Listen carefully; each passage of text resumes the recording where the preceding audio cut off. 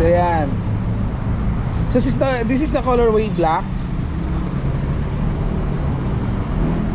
Ayan. So ipapakita ko sa inyo yung details, kahit yung mga colorway niya na dito ko lang nakita sa kanila.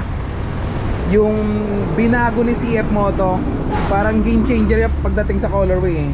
So sila lang yung may ganitong colorway na nilabas. So hindi ko alam kung anong exact colorway nito, para siya mint blue or parang ganon. Ayan o. So nagbabago yung colorway niya. So ang ganda. So this one is the blue. So may ano siya, may part na white.